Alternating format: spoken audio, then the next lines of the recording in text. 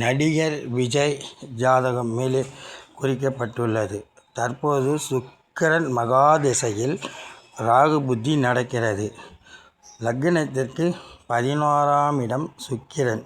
சுக்கிரன் என்பது நம் முன்னோர்கள் சேர்த்து வைத்துள்ள பாவ புண்ணியம் மூலமாக நன்மை நடக்கும். 11ஆம் இடம் லக்னத்திற்கு 11ஆம் இடம் நம் முன்னோர்கள் சேர்த்து வைத்துள்ள பாவ புண்ணியங்களை குறிக்கும் இடம்.